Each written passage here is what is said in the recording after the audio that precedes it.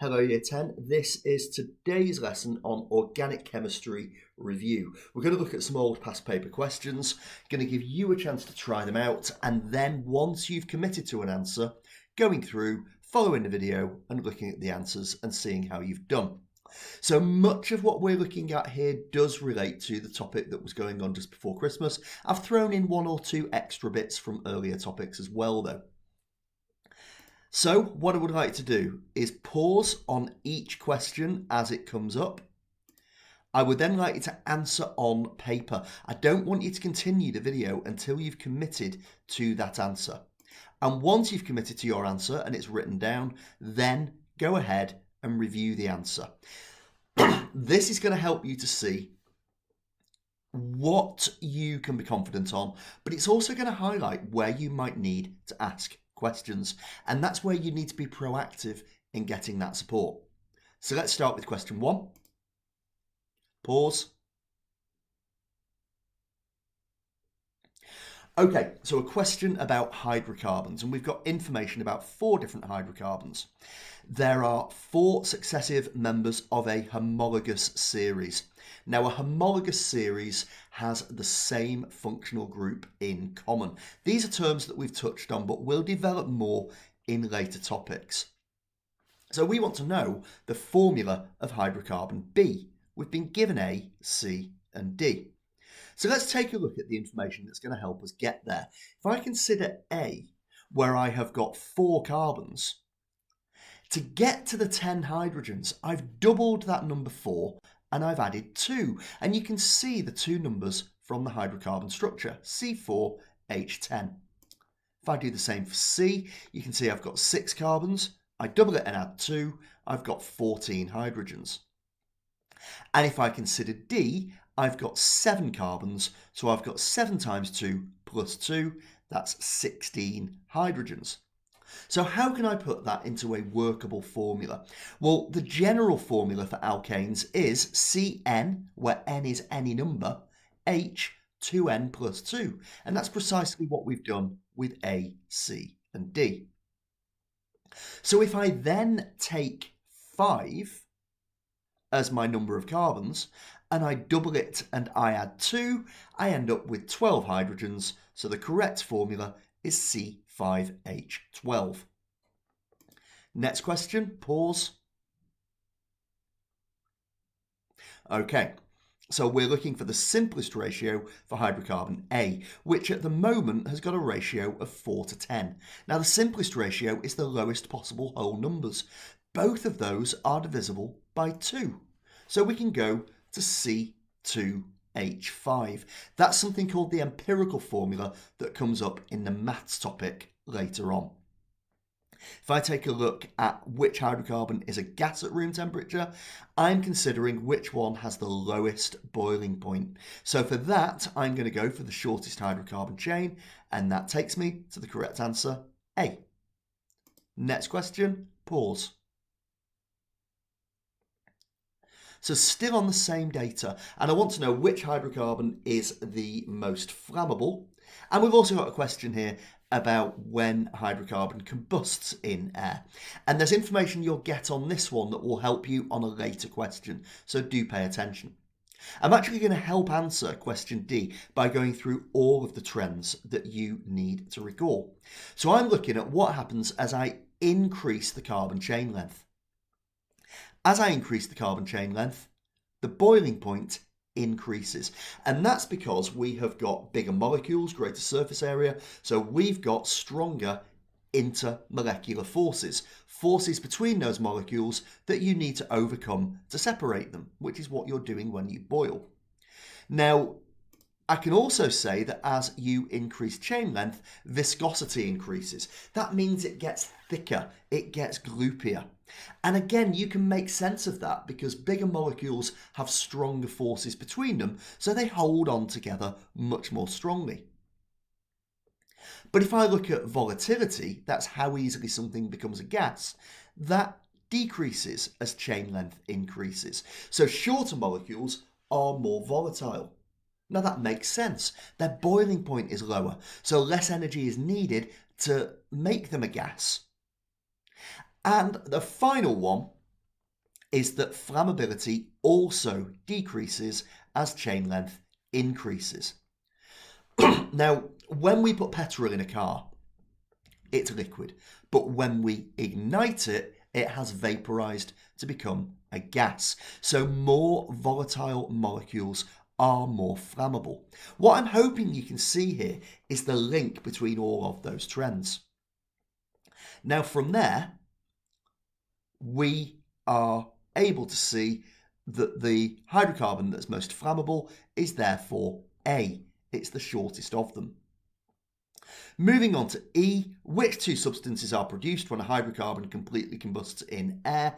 I've highlighted again the two boxes, and I've got here completely. Now, complete combustion of a hydrocarbon will give us carbon dioxide from the combustion of the carbon and water from the combustion of the hydrogen. Next question, pause.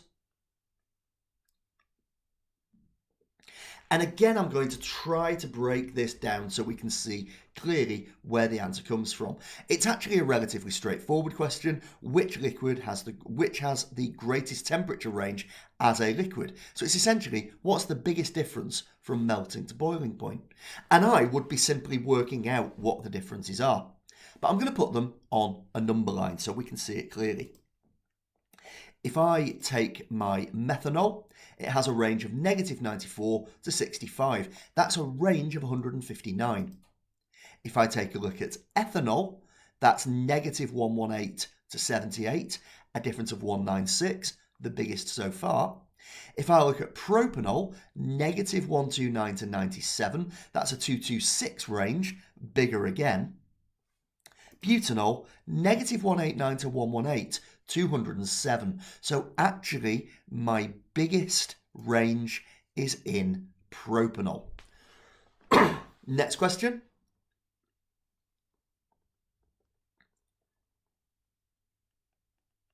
And now we're going to take a look at the wrong answers as well as the right answers. A molecule of ethanol has 5 hydrogen atoms. Well, I've drawn out ethanol here, and you can actually see it has 6.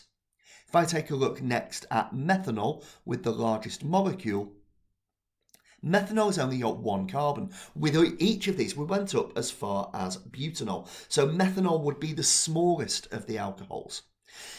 Now we're going to use the information that we had previously in the table here. Butanol does have the highest boiling point. It's got the longest carbon chain of the 4.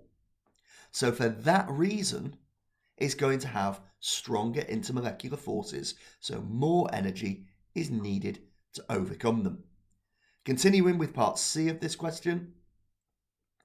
Now, if you were paying attention, you just saw the diagram for ethanol. I would like you now to add the bonds for methanol. So you need to draw this out, but include the bonds. Pause.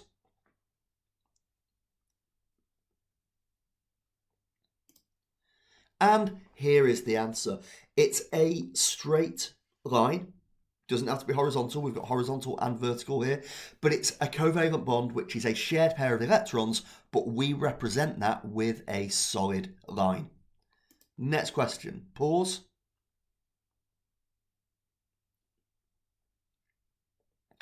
And we've already touched on this with earlier questions. So we know that ethane is C2H6, propane C3H8, butane C4H10. Now pentane is the next formula. So we know it's going to have 5 carbons. We also know, and we spoke about it earlier, the general formula is CnH2n plus 2. So if I take C5 and I take that 5, double it and add 2, I get the formula C5H12. Next question, pause. And you haven't met some of these yet, but you are familiar with 1 or 2 of the families or homologous series. And the big giveaway here is the names: ethane, propane, butane. And if I look at the names here, I've got alkanes. All of these are alkanes. For future reference, an alcohol's name will end in -ol, An alkene's name will end in -ene, and a carboxylic acid will end in -oic acid. Next question, and we did some work on the complete combustion of hydrocarbons in an earlier question. So I want you to look really carefully at the formula and then see if you can work out what we have 3 of and what we have 4 of. Pause. And let's take a look at the answers. So I have got 3 CO2 because I start with 3 carbons. I've got 4 H2O because I started with 8 hydrogens and each water contains 2 of them. In terms of this part D, this is a straightforward definition question. 2 marks here. Often this is combined into 1 mark and you have to have the whole thing. Hydrocarbon contains carbon and hydrogen. Brilliant, but there's a word missing. It contains carbon and hydrogen only. This is information that's relevant for what we're going to move on to. So we've got here the idea of oxides of nitrogen, we've got particulate matter, and we've got carbon dioxide, which are all pollutants. But we're going to go on to the question next. Have a go, pause.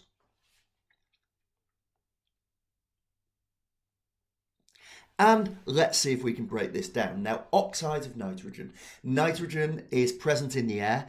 It doesn't often ignite, but in car engines and in a natural source, when we look at lightning, the nitrogen can actually form nitrogen oxides.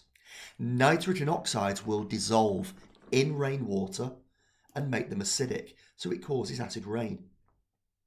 Particulate matter is actually one that's discussed far less commonly now, but particulate matter is things like soot and smog that fill up the atmosphere, and they will actually prevent the sun's rays from reaching the Earth's surface, and we have something called global dimming. Next question, pause.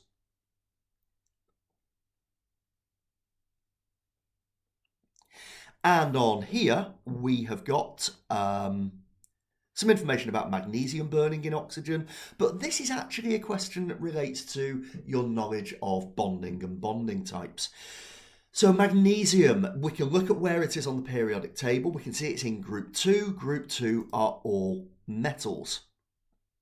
We also know from its properties, it conducts electricity, it's shiny, it has a high melting and boiling point.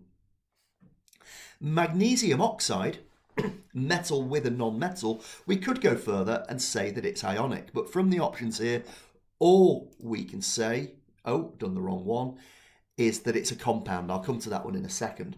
But oxygen exists as O2, it has covalent bonds, but it is a non-metal. And just showing you there that magnesium oxide, as discussed, is a compound. Next question, pause. And these are straightforward facts that you have got to remember. Now, there's a way that you can remember it in terms of the charges. And if I say proton positive, neutron neutral, you've got the alliteration there to help you. You don't have it for the third one that I'll come to in a second. But if you remember those two, by default, you can remember the one that's negative. But if protons positive, neutrons neutral, neutral is a 0 charge. The electron is the species that's negative. So that's where the rhyme stops working. Proton positive, neutron neutral, electron the other one negative. But you get the point, you get the idea. Next question, pause. And let's take a look. In a magnesium atom, the protons and neutrons are in the, and this is true for any atom, not just magnesium, protons and neutrons are in the nucleus. The number of protons in a magnesium atom, again, true for all atoms, is the atomic number. That's the smaller of the two numbers on the periodic table. And finally, the sum of the protons and neutrons in a magnesium atom is the, true for all atoms, not just magnesium, but this is the mass number. And remember that this is what allows us to calculate the number of neutrons. If I take the mass number and subtract the atomic number, that tells me how many neutrons there are. Next question, pause. And let's take a look. We'll go through from top to bottom. The substance is a gas. There's hopefully one that stands out here. We've got particles that are very far apart. That's why they can be compressed. It's why they can be squashed closer together. Clearly, that one is the gas. Substance that's a liquid, we're looking for particles that are close together, but there's not necessarily a regular pattern. That takes us down to the bottom. The substance that's ionic. Now I know the diagrams are quite small here, but hopefully one of these is really familiar to you and does stand out. And we can see the substance that's ionic is this middle one. Positive and negative ions in a rigid, regular lattice. And finally, the substance is a solid metal. We've got two to choose from. Again, we're looking at the regular pattern of positive ions, and that's this one here. What we've not included here is the second box down, which I'm hoping that you recognise. I'll give you a chance to think about it. So this is representing diamond, and I'm going to give you a chance to think about what bonding type it is, and you can say that now to yourself and see if you're right. And that is giant covalent. Okay, we're going to finish off with a couple more questions on bonding. So I want to know what element this includes. Pause. And we just saw diamond, which is an allotrope of carbon on the previous page. This is the other most common allotrope or form of carbon.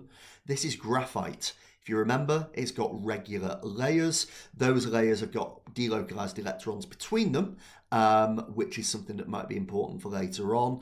And the forces between the layers, the intermolecular forces, are weak, so the layers can slide over each other. This is why graphite's used in a pencil. Okay, final question for today. Why does that element conduct electricity? If you were listening carefully, this becomes very straightforward. And just like metals, graphite has delocalized electrons that can carry charge through the structure. Remember that other giant covalent compounds don't have delocalized electrons. Molecular covalent compounds don't have delocalized electrons. Metals do, so all metals can conduct electricity. Ionic compounds can conduct electricity, but only when they're molten or aqueous. And that's not because they have delocalized electrons, it's because when molten or aqueous, their ions are free to move.